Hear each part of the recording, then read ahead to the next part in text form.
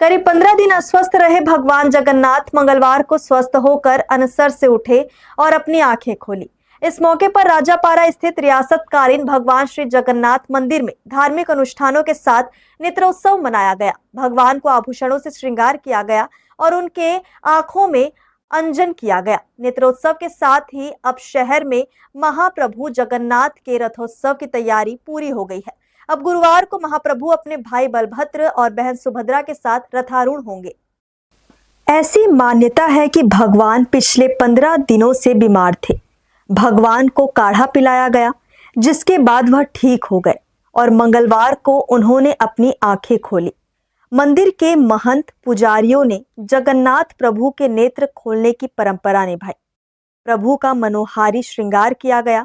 पूजन हवन के बाद 15 दिनों से बंद मंदिर के पट भक्तों के दर्शन के लिए खोल दिए गए। लोगों ने भगवान जगन्नाथ के दर्शन भी किए। अब गुरुवार को रथ यात्रा का पर्व मनाया जाएगा। गुरुवार को भगवान अपने भाई और बहन के साथ रथ में विराजमान होंगे और शुक्रवार को नगर भ्रमण करते हुए अपनी मौसी के घर जाएंगे। शहर में रथ यात्रा की तैयारी जोर शोर से चल रही है और भक्ति भाव का माहौल बना हुआ है। हमारे ये रियासतकालीन मंदिर जगन्नाथ मंदिर में आज भगवान जगन्नाथ जी का नवजोत और नवजीवन के उपलक्ष्य में आज हम लोग यहाँ उपस्थित हुए हैं।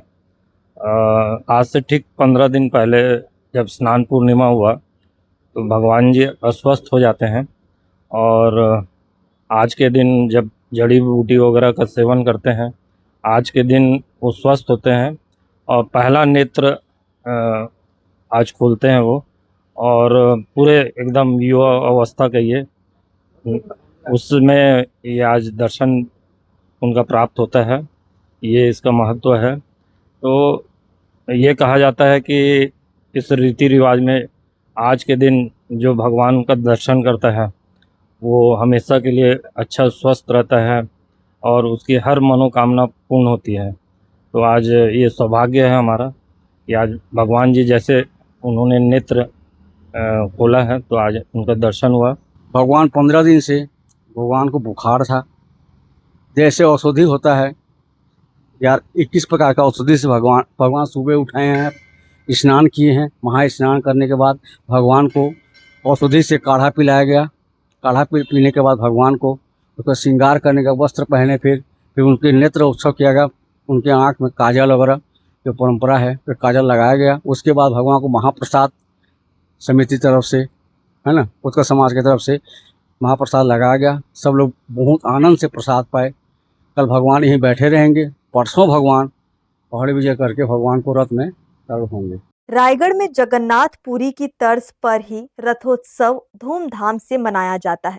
यह पारंपरिक पर्व न केवल छत्तीसगढ़ और ओडिशा राज्य की धार्मिक भावनाओं को आपस में जोड़ती है, अपितु इन दोनों राज्यों के बीच आपसी भाईचारा और प्रेम बंधुत्व की भावनाओं को आज के इस आधुनिक युग में भी जीवंत बनाए हुए हैं, जो हमारी धार्मिक आस्था और सांप्रदायिक सद्भाव का प्रतीक है। यही कारण है कि रथ उत्सव के आते ही समूचा अंचल महाप्रभु की भक्ति में लीन सा हो गया है। हर्ष न्यूज के लिए देवेश देवांगन की रिपोर्ट।